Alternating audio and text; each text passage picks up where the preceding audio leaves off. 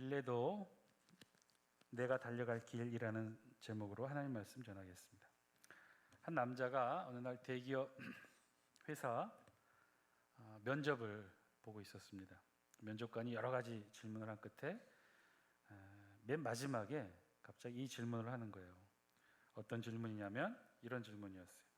만약에 당신이 철도 관리인이라고 가정을 하고 어느 날 철도를 관리하는데 철도가 마주보고 달리는 두 대의 기차가 한 선로를 향해 달려오고 있다고 칩시다. 한 대는 시속 150km로 또 한 대는 시속 200km로 서로 마주오는 열차를 발견했다면 그러면 당신은 어떻게 하시겠습니까? 갑자기 이 당황스러운 이 질문에 그 면접을 보던 그 남자는 좀 당황하더니만 갑자기 웃더니 이렇게 답변을 했어요. 뭐라고 답변을 했느냐? 저는 형을 부르겠어요. 형은 항상 열차가 부딪히는 걸 보고 싶어 했거든요. 전혀 엉뚱한 답변을 했죠. 면접관은 일부러 엉뚱한 질문을 한 것이고 그 엉뚱한 질문에 어떻게 대처하는가를 보는 그런 질문이었는데, 그런데 엉뚱한 질문만큼이나 엉뚱한 답변을 하게 되었네요. 실제로 한때 대기업 면접에서 이런 엉뚱한 질문 혹은 당황스러운 질문들을 하는 것이 유행이기도 했답니다. 위의 질문처럼 이런 질문은 정답이 따로 있는 게 아니죠. 다만 대답하는 과정에서 이 지망자가 어떻게 슬기롭게, 지혜롭게, 창의적으로 답변들을 해 나가는가, 그런 것들을 체크하고 확인하는 그런 질문이겠죠. 한때 SBS 방송국의 인기 여자 아나운서로 유명했던 정지영 아나운서에 관한 이야기입니다. 이 아나운서도 SBS 방송국에 입사할 당시 입사 시험 보았던 그 이야기로도 유명한데, SBS 공채 면접을 보는 그때 면접 중에 그 면접 보는 모든 지망생들에게 다 하나같이 면접관이 마지막으로 던진 질문이 있어요. 그 질문이 뭐냐면, 이제 마지막으로 질문합니다. 자, 30초 안에 나를 웃겨주세요. 이런 질문을 한 거예요.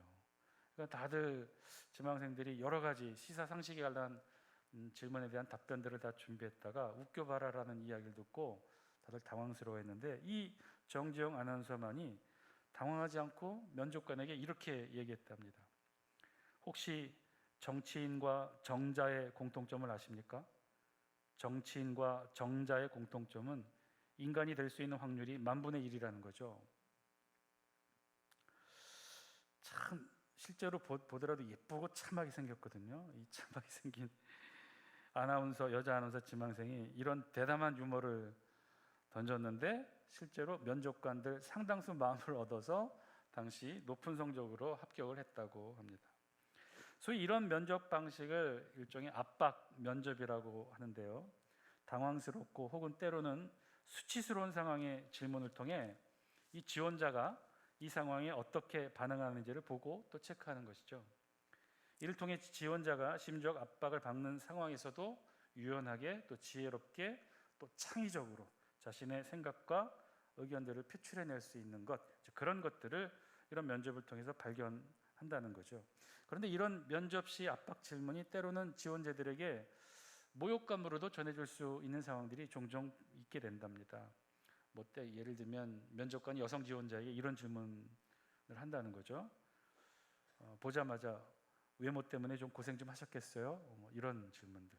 굉장히 당혹스럽고 수치심 느끼는 상황이죠. 혹은 지방대 출신 지원자에게 면접관이 이렇게 질문한다는 거예요. 당신은 이 스펙으로 우리 회사 합격할 거라고 예상하셨나요? 이런 질문들. 근데 이런 질문이 모욕감을 넘어서 압박으로 다가왔을 때 이런 질문을 받고 어떻게 자연스럽게 유연하게 대처할 수 있는가? 그래서 한때 이 취준생들이 함께 모여서 공부하는 스터디 중에 이런 압박 면접에 대비한 공부를 하는 그런 모임도 있었다고 해요. 일명 그 스터디 모임을 뭐라고 했냐면 모욕 스터디. 모여서 이들은 어떤 걸 공부하냐면 시사나 상식을 준비해서 공부하는 게 아니라 다른 것을 공부했다는 거예요. 모이면 서로 막말을 해서 서로에게 상처를 주는 말을 한다는 거죠. 그렇게 해서 훈련을 하는 거예요. 그런 말에 민감하게 반응하지 않고 적응력을 높이도록 한때는 그런 스터디도 했다고 하는데, 사실은 이런 주제가 심리학에서 다루고 있는 아주 중요한 주제이기도 합니다. 인간이 어려움과 역경에 처했을 때 일반적으로 두 가지 반응이 나온다고 하죠. 첫째는 어려운 역경을 맞닥뜨렸을 때 일반적으로 보이는 반응은 좌절해서 꺾여서 주저앉는 반응이 있다는 거예요. 그러나 반대로 두 번째 반응은 어떤 반응이냐면 오히려 이런 역경과 고난을 극복하고 성공하는 사람들도 있다는 것이죠. 그래서 심리학에서는 이렇게 역경과 고난을 극복하고 성공하는 사람들을 자세히 연구해서 이들이 가지고 있는 그렇지 못한 사람들과 다르게 가지고 있는 그 성향들을 뭐라고 명명했냐면 회복 탄력성이라고 명명합니다. 이 회복 탄력성이란 피할 수 없는 역경을 발판 삼아서 오히려 꿋꿋하게 다시 일어서는 능력을 의미한다는 것이죠. 이 회복 탄력성이 높은 사람은 그래서 오히려 힘든 일을 겪을 때마다 좌절하지 않고 오히려 이를 이용해 더 좋은 결과를 만들어낸다는 것입니다. 2009년에 전 세계 언론을 비롯해서 우리나라 언론에서 큰 뉴스를 통해 대서특필된 한 등반가가 있었습니다. 무엇으로 이렇게 언론의 주목을 받게 됐냐면 히말라야 14좌 완등에 성공한 사람이요. 14개의 높은 산들을 다 등반을 해서 성공을 했던 사람인데, 물론 이 일이 쉽지 않은 일이죠. 히말라야의 그 높은 산들을 한 개도 아니고 14개를 다 등반했다는 거, 완등을 했다는 거 쉽지 않은 일입니다. 그런데 그 일이 전 세계 언론에 알려질 만큼 그렇게 특별하지는 않았던 것이 이미 히말라야 14자 완등은 최초로 여러 사람들이 이루어냈던 일이에요. 그러니까 뒤늦게 이 사람이 했는데, 근데 왜 이 사람이 언론의 주목을 받았는가? 이유가 있었어요. 이 사람은 한국 사람이고, 특별히 이 사람은 한국 산악인 김홍빈이라는 사람인데, 사진 한 장 보여주실래요? 사진에 보시면 여러분 저 손이 보이십니까? 손을 자세히 보시면 주먹을 쥐고 있는 것처럼 보이지만 사실은 주먹이 아니에요. 손을 핀 거예요. 폈는데 손가락이 하나도 없는 거죠. 저 왼손만이 없는 것이 아니라 오른손도, 그래서 양쪽 10손가락이 다 없는 사람이었어요. 그런데 14자, 그것도 히말라야 14자를 다 등반에 성공했던 사람이죠.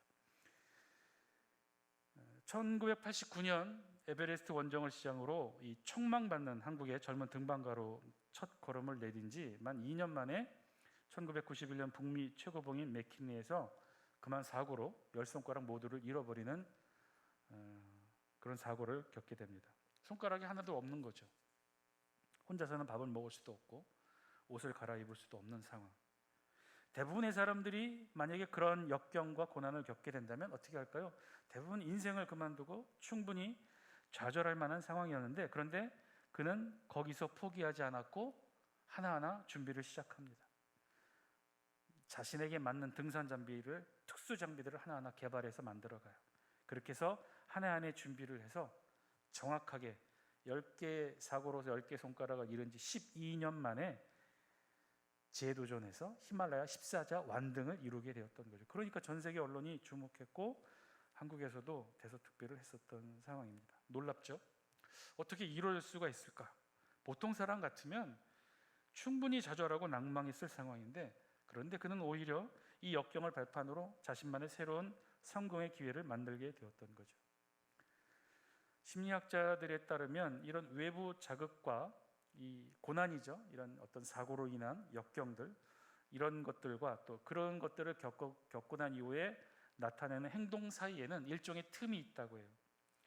외부 자극과 이 행동 사이의 일종의 틈, 빈 공간으로, 이 빈 공간은 오직 마음만이 개입할 수 있는 공간인데, 그래서 이 마음가짐을 어떻게 갖느냐에 따라 행동의 결과가 전혀 다른 것으로 나올 수도 있다는 거예요. 그래서 회복 탄력성이 높은 사람들은 이 빈 공간을 오히려 좌절과 낭망의 마음이 아니라 새로운 도전의 마음으로 체험되는 것이죠. 앞에 그 등반가 김홍빈도 그랬다는 거예요. 사고로 10손가락을 잃었다는 것은 이 사람에게도 외부에서 주어진 자극이에요. 고난이고 역경이에요. 그런데 그는 이 자극으로 생겨난 빈 공간을 어떤 마음으로 채웠느냐? 자포자기하는 마음으로 채운 것이 아니라 또 다른 도전의 마음으로 채웠다는 거예요. 실제로 그 인터뷰에서 자신은 이렇게 생각했다는 거죠. 등반가에게 중요한 것은 튼튼한 다리 아니겠어? 이렇게 다리가 남았으니 얼마나 다행이야. 충분히 할 수 있어. 포기하지 마. 스스로 이렇게 격려하며 자그마치 12년간을 준비를 해서 히말라야 14자 완등을 이뤄냈다는 것입니다. 사람들이 나폴레옹을 보고 키가 작다고 놀렸을 때 나폴레옹이 이렇게 말했대죠. 웃으면서 이렇게 말했답니다. 땅에서부터 키를 재면 당신들이 더 클지 모르겠지만 하늘에서부터 키를 재면 내 키가 당신들보다 더 클걸. 이 이야기가 사실은 저 개인적으로도 남의 얘기 같지가 않았습니다. 자극과 행동 사이 그 빈 공간, 오직 마음만이 채울 수 있는데 그 마음을 어떤 마음을 먹느냐, 어떤 마음으로 채우느냐에 따라 전혀 다른 행동의 결과를 이룰 수 있게 된다는 것. 그래서 회복 탄력성이 높은 사람들은 일반적인 사람들과는 전혀 다른 긍정적이고 적극적이고 진취적인 마음으로 이 마음을 채워놓는다는 거예요. 그래서 전혀 다른 행동의 결과를 만들어내고, 그래서 오히려 정상적인 사람이 이룰 수 없는 더 큰 꿈과 성공의 결과들을 이룬다는 것이죠. 오늘 우리 성경에서도요, 이 회복 탄력성이 아주 높은 인물을 보게 됩니다. 그 인물은 바로 오늘 우리 본문의 주인공 바울이에요. 우리는 지금 사도행전 20장 말씀을 계속해서 쭉 보고 있는데요, 사도행전 20장에 있어서 가장 중요한 사건은 바울의 밀레도 고별 설교지요. 바울은 밀레도에서 에베소로 가지 않고, 가깝지만 가지 않고 에베소 교회의 장로들을 청합니다. 그리고 이곳 밀레도에서 에베소 교회 성도들과 장로들을 모아놓고 그 앞에서 바울의 마지막 고별 설교를 해요. 우리 다 함께 22절 말씀 우리 영상을 통해 같이 한번 읽습니다. 시작. 보라, 이제 나는 성령에 매여 예루살렘으로 가는데 거기서 무슨 일을 당할는지 알지 못하노라. 아멘. 바울은 이렇게 시작합니다. 보라, 이제 나는 성령에 매여 예루살렘으로 가는데, 성령에 매여 예루살렘으로 간다는 것이죠. 바울의 3차까지의 선교 여행 이후 이제 예루살렘으로 가게 되었는데, 그런데 이 여정은 성령의 매임으로 이루어진 여정이라는 거예요. 성령에 사로잡혀 이끌림을 받아서 예루살렘으로 가게 된다는 거예요. 그런데 왜 바울이 이런 표현을 하게 되었을까요? 혹시 바울이 예루살렘으로 가는 이 길 여정이 본인의 뜻과는 다르게 억지로 끌려가는 여정이라 이렇게 표현했을까요? 아니요, 그렇지는 않아요. 바울은요, 사실 다 계획이 있었어요. 이 지금 예루살렘으로 가는 것도 사실은 바울의 중요한 선교 계획의 일부였어요.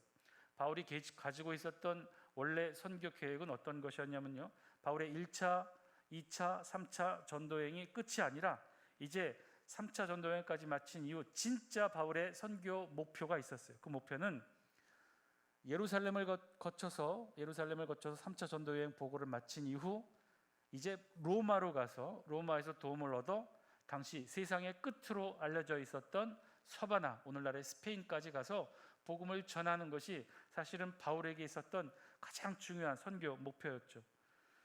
어쩌면 그것이 바울의 가장 중요한 최종적인 선교 사명이었는지도 몰라. 이 여정을 위해서 그래서 바울은 반드시 예루살렘을 거쳐 로마를 가야 했어요. 그런데 22절에 보니 그 예루살렘 여정에 혹은 그곳에서 무슨 일이 있을지 알지 못하겠노라 라고 22절의 말씀에 바울의 특별한 의미를 담은 여운을 남깁니다. 예루살렘에서 무슨 일이 있을 것만 같을 것 같은 그 불안함을 22절 말씀은 표현하고 있는 것이죠. 그럼 그것이 무엇이냐? 23절은 이렇게 기록해요. 우리 성경 23절 말씀 함께 읽도록 하겠습니다. 시작. 오직 성령이 각 성에서 내게 증언하여 결박과 환난이 나를 기다린다 하시나. 오직 성령이 각 성에서 내게 증언하여, 그랬다는 거예요. 성령 하나님이 지금 바울의 3차 전도 여행까지 성령 하나님께서 수시로 바울에게 나타나 계시와 환상과 여러 가지 일들로 인해 바울에게 말해주고 있었다는 거예요. 증언해주고 있었다는 거예요. 계시해주고 있었다는 거예요. 무엇을 계시해주고 있느냐? 바울이 예루살렘으로 가는 그 길에 예루살렘에서 겪게 될 이 결박과 환난에 대해서 계속해서 성령 하나님이 알려주셨다는 거예요. 그래서 22절에 바울은 성령에 매여 예루살렘으로 간다라고 표현을 했던 것이죠. 지금까지 계속해서 오면서 성령님이 바울에게 알려줬다는 거예요. 예루살렘에 가면 그곳에서 어떤 일이 있을 것이다. 23절 말씀처럼 결박과 환난이 바울을 기다리고 있을 것이라고 계속해서 성령 하나님이 바울에게 알려주었다는 거예요. 결박과 환난, 오늘 성경 23절은 이렇게 표현하는데, 결박은요 쇠사슬이나 끈으로 이 속박당한 상태를 말합니다. 이것은 소위 말하는 옥에 끌려가는 상태죠. 환난은 이 투옥의 과정에서 겪게 되는 이 고난, 폭력적인 상황들을 말해요. 한마디로 바울은요, 지금 계속해서 예루살렘에 가면 그의 표현대로 결박과 환난으로 상징되는 그런 위험과 고난이 있을 것이라는 성령 하나님의 예언이 있었다는 거예요. 아니, 이는 성령 하나님의 예언뿐만 아니라 실제로 계속해서 바울은 이 유대인의 살해 위협을 계속 받아왔었죠. 3차 바울의 전도 여행 코스가 그래서 바뀌게 되었던 거 아닙니까? 바울의 3차 전도 여행의 마지막 도시는 마게도니아 이 고린도, 아가야 지방에 있는 고린도였어요. 원래 계획대로라면 바울은 3차 전도 여행의 마지막 기착지 고린도에서 배를 타고 바로 예루살렘으로 가는 것이 2차 전도 여행 때와 똑같은 이 바울의 코스였어요. 그런데 그 배를 타지 못했어요. 왜 그랬죠? 그 배에는 바울을 죽이기로 결심한 비밀 결사대가 그 배에 탈 것이라는 첩보를 바울이 들었기 때문에, 그래서 바울은 굳이 고린도에서부터 다시 거꾸로 돌아올라 유럽 마게도니아 지방을 거쳐 빌립보에서 배를 타고 다시 와야 되는 먼 길을 돌아오는 길을 가야만 했던 거예요. 바울은요, 이미 알고 있었어요. 성령 하나님의 계속적인 계시를 통해서 뿐만 아니라 인간적으로도 계속해서 자신을 죽이려는 위협이 있다는 것을 너무나 잘 알고 있었어요. 그래서 오늘 이 바울의 밀레도 고별 설교에 바울은요, 에베소 장로들을 모아놓고 이렇게 말합니다. 25절 말씀인데요, 우리 영상을 통해 함께 읽겠습니다. 시작. 보라, 내가 여러분 중에 왕래하며 하나님의 나라를 전파하였으나 이제는 여러분이 다 내 얼굴을 다시 보지 못할 줄 아노라. 아멘. 바울도요, 알고 있었어요. 성령 하나님의 계시뿐만 아니라 직접적으로 살해 위협을 겪고 있다는 사실을 바울은 너무나도 잘 알고 있었어요. 그래서 밀레도에서 에베소 성도와 장로들을 모아놓고 마지막 고별 설교를 하면서 뭐라고 표현하고 있습니까? 이제는 여러분이 다 내 얼굴을 다시 보지 못할 줄 아노라. 다시는 만나지 못할 것이라는 것을 바울이 너무나도 잘 알고 있었어요. 다시는 에베소 교회 성도들과 장로들을 보지 못하게 되니, 그래서 이 마지막 고별 설교에 이렇게 마지막을 직감하는 듯한 말을 했던 거죠. 이제 예루살렘에 가면 자신이 어떻게 될 것이라는 것을 바울이 너무나도 잘 알고 있었어요. 그래서 바울의 고별 설교는요, 이렇게 다시 못 보게 될 것을 아는 상태에서 눈물의 설교로 에베소 교회 성도들을 장로들에게 당부하는 내용으로 이루어집니다. 28절 말씀 우리 영상을 통해 함께 읽습니다. 시작. 여러분은 자기를 위하여 또는 온 양떼를 위하여 삼가라. 성령이 그들 가운데 여러분을 감독자로 삼고 하나님이 자기 피로 사신 교회를 보살피게 하셨느니라. 아멘. 성령이 그들 가운데 여러분들을 감독자로 삼게 된다. 성령 하나님께서 이제 여러분들 장로들을 감독자로, 에베소 교회 감독자로 세우신다는 거예요. 그래서 하나님이 자기 피로 사신 교회를 이 장로들을 통해 돌보게 하시게 된다는 거죠. 왜요? 바울이 이제 다시 못 갈 테니까, 다시 이들을 못 보게 될 테니까. 그래서 성령 하나님이 장로들을 대신 감독자로 세웠고, 그래서 그 감독자들을 통해 하나님의 피로 사신 교회를 돌보시게 했다는 거예요. 마지막 고별 설교를 통해 장로들에게 에베소 교회를 위임하고 있는 내용이죠. 이제 바울이 떠난 후에, 그리고 이제 거짓 선지자들이 교회를 흔들게 될 것도 염려하고, 그러면서 마지막으로 바울은 에베소 교회를 향해 교훈의 내용을 잘 기억하라고 당부합니다. 우리 31절 말씀 영상을 통해 함께 읽습니다. 시작. 그러므로 여러분이 일깨어 내가 3년이나 밤낮 쉬지 않고 눈물로 각 사람을 훈계하던 것을 기억하라. 아멘. 에베소 교회 이 성도들에게 바울이 3년간이나 열심히 가르쳤던 그 내용을 이제 기억하라는 거예요.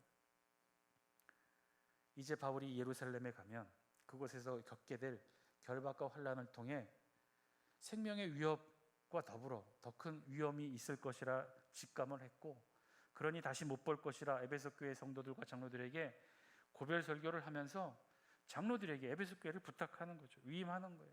그리고 이후에 자기가 없는 이후에 교회에 오게 될 이 거짓 선지자들의 위험과 이단의 위험에 대해서 다시 한번 강조하며 경각심을 알리는 거죠.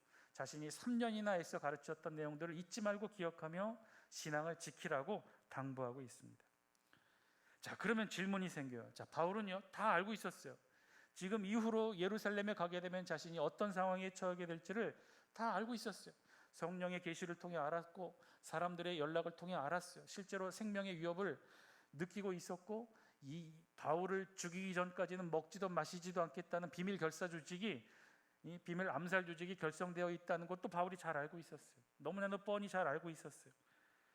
이 예루살렘에 가게 되면 죽게 되거나 최소한 다시는 바깥을 보지 못하고 오랜 감옥 생활을 해야 될 것을 알았는데, 그럼에도 불구하고 바울은 왜 예루살렘으로 가는 길을 멈추지 않았을까요? 바울은요, 이 길을 멈추지 않았어요. 바울에게는 이것이 위기이고 역경이고 환란인데, 그것도 너무나 뻔히 보이는 이 고난과 역경의 길을 바울은요 피하지 않았다는 거예요. 도대체 왜 이런 역경 속에 바울을 주저앉지 못하고 계속해서 가게 했던 그 동인이 무엇이었을까요? 소위 말하는 바울의 회복 탄력성의 근거는 무엇일까요? 오늘 그것을 우리 성경은 이렇게 표현해요. 24절 말씀이에요. 우리 영상을 통해 함께 읽습니다. 시작. 내가 달려갈 길과 주 예수께 받은 사명 곧 하나님의 은혜의 복음을 증언하는 일을 마치려 하면은 나의 생명조차 조금 더 귀한 것으로 여기지 아니하노라. 아멘. 이 바울의 회복 탄력성의 근거, 그것을 우리 성경은 두 단어로 표현합니다. 내가 달려갈 길과 그리고 주 예수께 받은 사명이 바울에게는 있다는 거예요. 이것이 바울을 죽음과 고난이 기다리고 있는 예루살렘으로 가는 그 길을 결코 멈추게 하지 않는 이유가 여기 있었다는 거예요. 바울은 이 두 가지 때문에 멈출 수 없었다는 거예요. 내가 달려갈 길, 그리고 주 예수께 받은 사명. 내가 달려갈 길, 그것이 무엇입니까? 바울은요 계속해서 자신이 가지고 있었던 선교적 사명, 목표가 있었어요. 그 목표가 뭐예요? 바울의 선교적 목표, 전도의 목표는요 1차, 2차, 3차 전도 여행으로 끝나는 것이 아니었어요. 3차 전도 여행 끝에 이제 로마를 거쳐 세상의 땅끝이라고 알려져 있는 서바나, 오늘날의 스페인까지 복음을 전하는 게 바울의 선교의 목표였어요. 이 목표를 이루기 전까지는 바울은 절대로 멈출 수가 없었던 거죠. 분명하게 바울을 죽음의 길까지도 끌고 갈 수 있었던 분명한 목적, 동인, 이 회복 탄력성의 중요한 동인은요 바울에게는 분명한 목표가 있었다는 거예요. 자신이 가야 될 길이라고 하는 목표가 있었어요. 이 분명한 목표가 있는 한 바울은 그 어떤 살해 위험 앞에서도 좌절할 수가 없었던 거예요. 오히려 더 용기를 내어 예루살렘으로 향하는 길을 계속해서 나아갈 수 있었던 거죠. 두 번째, 가장 중요한 바울의 동인, 요인은 무엇이었느냐?